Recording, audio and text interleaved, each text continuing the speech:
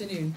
I'm going to talk about something that's very dear to my heart, and that's about positive psychology. Now, I'm going to assume that there are varying levels of background knowledge about positive psychology in this particular audience.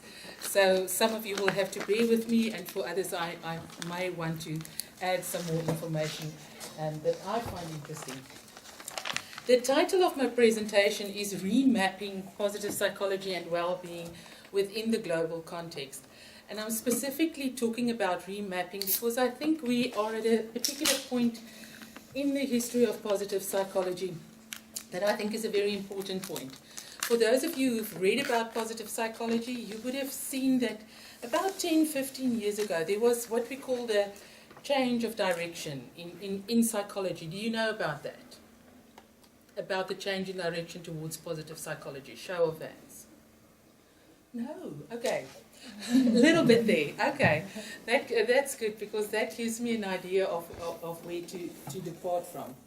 Okay, so background. Let me tell you what I'm going to do. I'm going to give you a little bit of background about positive psychology and well-being research, and then I'm going to give you some examples from the global context about well-being research, positive psychology, and how it's being used specifically with tertiary students at the moment around the world, different contexts. And then I'm going to do a little bit of a critique of positive psychology, and we'll end off, of course, with a little exercise for all of us. Okay, so first of all, how did positive psychology or the movement come along? About 10, 15, oh, maybe longer, 15 years ago, Martin Seligman became the president of APA. And he, you know Martin Seligman with the learned helplessness? Yeah. And he specifically said that he thought that psychology is supposed to take a change of direction because we know so much about mental illness and what is wrong with people and the mental well-being. We know more about the mental illness than what we know about well-being. Now, sometimes what happens in academia is you find people, different parts of the world, doing similar work within the same general direction. And it was literally a lot of researchers around the world coming together around this notion that in psychology we need to start learning more about well-being, about happiness, about what fosters a good life for all of us that we knew too little. And it was like an explosion of research around this notion. 15 years ago, when the first time that I started to search on the notion of happiness, for instance, in academic literature, there was almost nothing. Now, when you hit that button, there's just literally thousands and thousands and thousands of academic articles being written about well-being and happiness. There was also similar movements in other almost like related areas. For instance, John Kretschmann and John McKnight at the ABC Centre, not too far away from here, in Evanston, they do community development work, and they started what they call the Sbased Approach, which was community development work, but rather than to go into a community and see, okay, what is needed, what's everything that's wrong within this particular vulnerable community, let's rather focus on what is good in this community. What's the strengths in this community? Do we have leadership capacity, for instance? And they took the asset-based approach and they developed it within community development quite strongly. It's actually very popular in South Africa specifically. So that's what I mean with different movements coming together. Martin Seligman and his team working around positive psychology, others more in social work and community development programs starting to also focus on strengths and capacity. So what happened is there was a complete gap in terms of empirical research to know what do we mean when we say well-being? What are those indicators? And there was a boom in empirical research around all of these concepts. There was a whole notion of this, the strengths finder, both from the individual level all the way to communities, which we didn't have before, and a lot of empirical research that was done to teach us more about what does it mean to be happy, what does it mean to have well-being. Where we are now, and this is why I'm talking this afternoon about remapping we now, different from what it was 15 years ago, where there was this huge gap, we've started to learn quite a lot about what this means. What makes us happy? What makes us happy as human beings? When can we say that there is well-being in a family or in an individual or in a system such as a school? But where we are now is we need to start taking that knowledge and then go and apply it. And that's where the remapping is coming in. And the examples that I want to share with you this afternoon is from different parts of the world where I think there's been some fantastic examples of people who took what we know in positive psychology and they turned it around and they made it come alive in ways that I find interesting. So I'm going to talk to you about an example at George Mason University. I'm going to talk to you about some work being done in Portugal, of course some South African work, and then also some work that's being done in Mexico. All right, so what's the rationale? Your professor would have told you that there needs to be some selection criteria to when you choose case studies that you want to present. You know that. No, there's no selection criteria for this. This is just things that I like.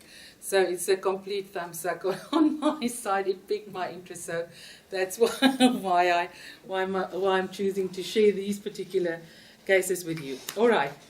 If I had the benefit of the PowerPoint, I would have told you, let me start with George Mason. Do you know George Mason University? No one. Okay. What they've succeeded at George Mason University is they've succeeded in inserting well-being into into the strategic vision of the entire university, that they've inserted well-being at that level. So it's not just something that is being taught to students in different classes or lectures in psychology. They've actually adopted it as a part of the strategic vision of the university. What is interesting about this is they would base it very strongly on empirical research. They have a partnership with Gallup. So they are saying that well-being, there needs to be well-being in the student groups at a university, there needs to be well-being in the staff at a university, and there needs to be well-being in the physical environment at a university. So let me get back to the well-being indicators that I mentioned earlier. What do we say? What's the well-being indicators that would tell you that there is well-being in a particular individual or a system? So there are usually 5, and I'm going to read all 5 of them so that I won't forget any one of them. For an individual, if you are sitting here and you're thinking to yourself, am I well at the moment? What's the levels of my own well-being? The first would be your career well-being. Well, it's not necessarily the first, but it would be one of them. Your career well-being, that would be things like, are you doing what you like? Do you find satisfaction in what you are doing on a daily basis? Then also your social well-being. How's your friendships? How's your relationships with your family members? Not only your immediate family, but your broader family. Then also your financial well-being.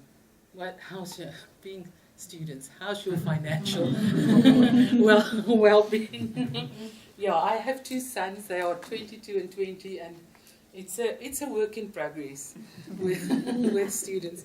What's interesting, what they found with the empirical work in positive psychology, is we used to think, before we did the empirical work, we used to think that there's a direct correlation between someone's financial well-being and their own well-being. Financial well-being being defined as the more money you have, the happier you are. That's what we used to think. And when they did the empirical work, Aaron Jordan in New Zealand, in Auckland, does some really interesting stuff in there. And the biggest predictor within the financial well-being indicator is not how much money you earn. It is whether you are living within your means. So it's interesting, we wouldn't have known that if we hadn't done the empirical work to test for that, to draw the correlates between happiness and well-being and someone's finances, whether they are, how much they are earning, or whether they are living within their means. What that means is someone may be earning less, and they may be, their levels of financial well-being may be very high. All right, then physical well-being, your own health. Are you out there? Are you taking care of your body in terms of what you are eating, how you are exercising? Now I'm starting to think like sound like a true teacher. And then your community well-being. That's the 5 big indicators: career, social, financial, physical, and community well-being. Are you engaged in the different communities in which you find yourself? Now, all right, I've mentioned 5. If you look at those 5 indicators, these are the well-being indicators that they adhere to in Australia. If you look at Scotland, they went the other way, and they've defined it differently. They look at safety. Are you safe? I think we would have that high up in South Africa as well. Are you healthy? Are you achieving? So they link well-being to achievement as well. Are you nurtured? Are you active? Are you respected? Are you responsible? And are you included?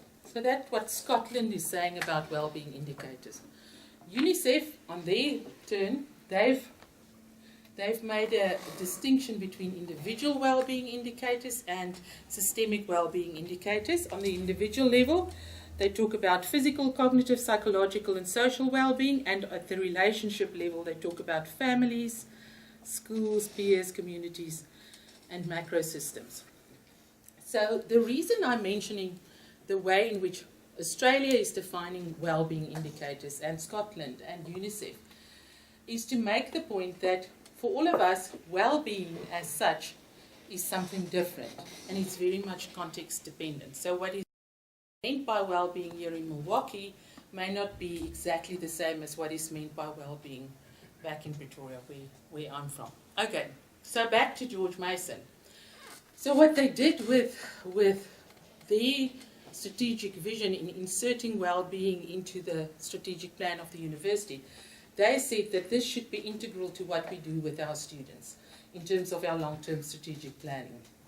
So then they said, but what do we do? What do we know from research? One of the things is, if people talk about what I want to do, I will be doing this and this tonight or tomorrow or this week or next year, there is a correlation between someone's well-being and whether they are actively articulating an intention.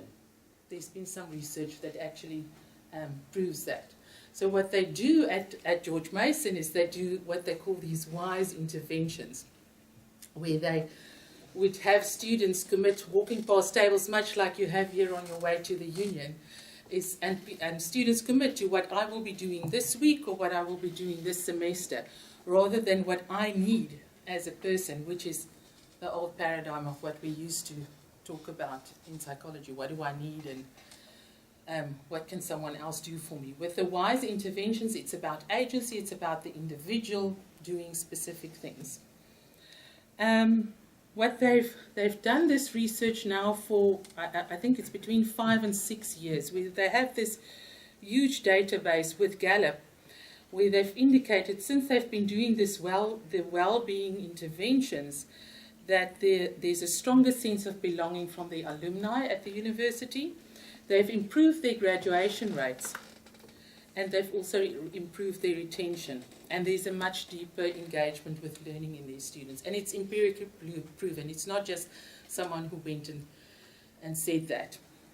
The people that, and when Dr. Fuad sends through the PowerPoint presentation, I've specifically inserted the email contact details of Todd Cashton and his colleagues, Nance Lucas and Pam Patterson. they are running this intervention. And I'm specifically inserting it there because if you want to follow up with them, please do so, because often we only read the name and we don't connect with the person themselves to hear more about the specific interventions that they're doing. All right, so that's the George Mason example. You will also see a little clip where they have a little, it's about 3 or 4 minutes, that you can just quickly see what they've done at George Mason to bring in well-being at that high level at a university. All right. And George Mason is in Virginia. Yes, it is. Right. And it's also, it's a if you don't know where it is, it's in Virginia. Yeah. And it's a university that has many students who are from challenging socioeconomic backgrounds, first in family students. So it's not an easy student population within which to do these kinds of wise interventions. Okay, so that's George Mason. My second example, Portugal. Helena Marujo and Miguel Neto.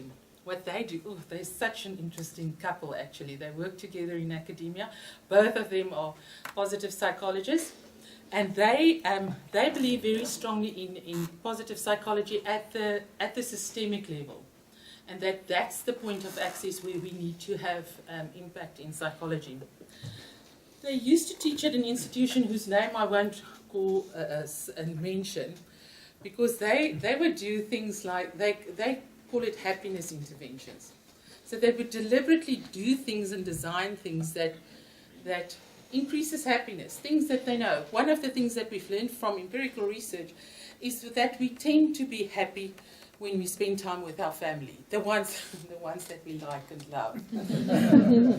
Anyway, that's it. In general, I'm being very, very general here. So one of the things that they've done in their classes, if they've said to all these students who are registered students, you're welcome to bring any of your family members to our classes. So they have students coming, bringing their grandmother and their brothers and their sisters and fathers coming after into the evening classes, because that's what they do. They use the empirical research to prove, to show it also in the practice of what they're doing. They also have this thing that they do laughter interventions, where they literally do laughter exercises with their groups of students.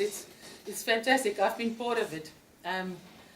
And once they did it, and it was such a ruckus that they got called in, and they were told that they should please not ever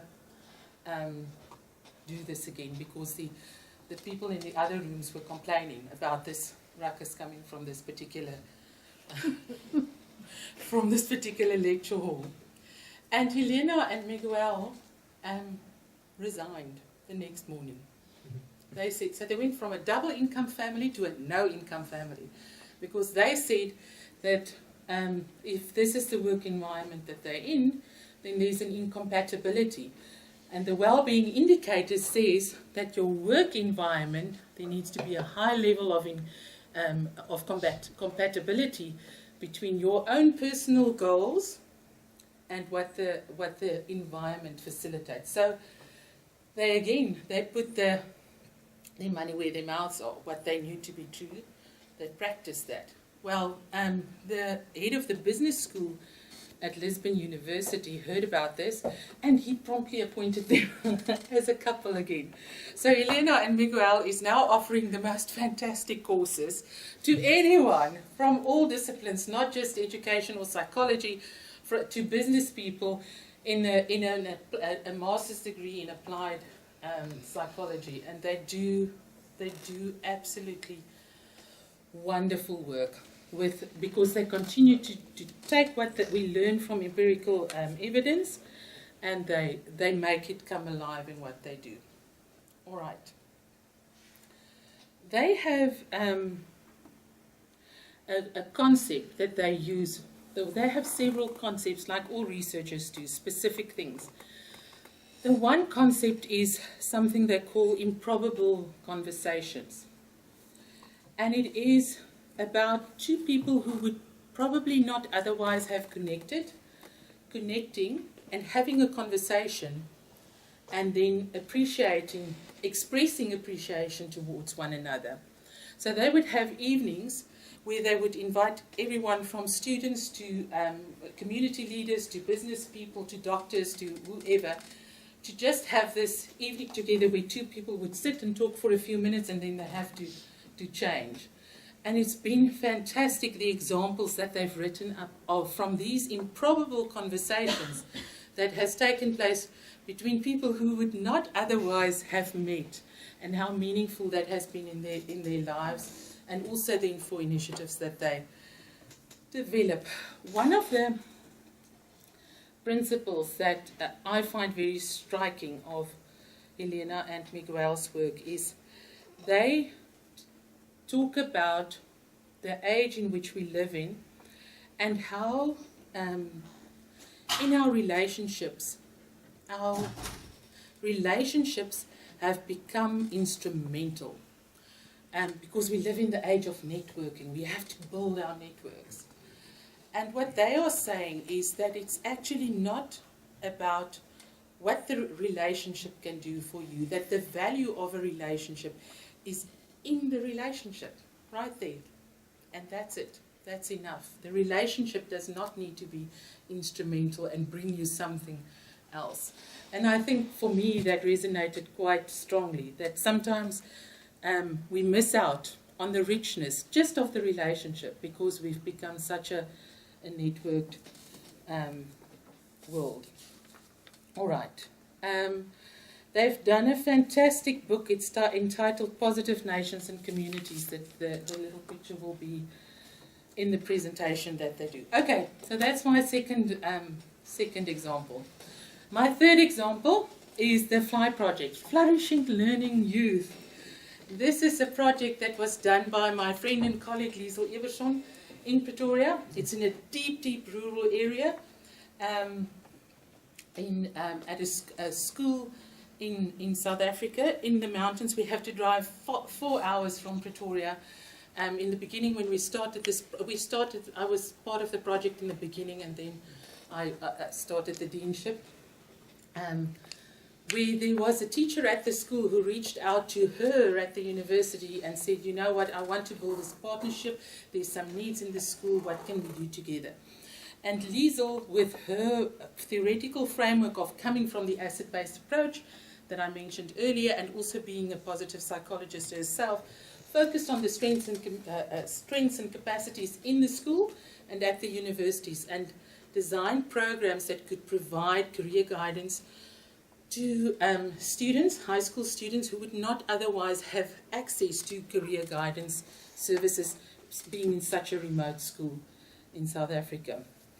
So from that project, there's been some beautiful theoretical constructs that have emerged around indigenous pathways to resilience in South Africa. Because resilience is like well-being, it's also a concept that has contextual nuances that is a little bit different there's a lot of similarities also, but it's a little bit different in every context in which you look at it. One of the concepts, for instance, is what she articulated is the flocking instead of fight and flight that we know so well in psychology, is that when we met with a challenge, then we either fight or we flee. And she has shown through her research how often under adversity we tend to flock, we get together. So it's not just two options that we have. She also came up with a wonderful concept of relationship resource resilience, RRR, and she's written wonderful work on that. I will send you part of the references for that. Okay, so that's my third example. The fourth example, we're making quicker progress now, is the work of Enrique James in Mexico. So Enrique was one of those guys in academia. Sometimes you get a professor is a really good professor, the classes are packed, and then they become a head of department, they become a dean, they become a vice principal, sometimes they even become a vice chancellor within a very quick period. And it was the same with Enrique. He went straight through, and he was a vice principal for 4 years, and he said, no, this is not for me. I want to go back to my discipline. in psychology, and he's now the director for the Center for the Study of Happiness at Tec Milenio in Mexico.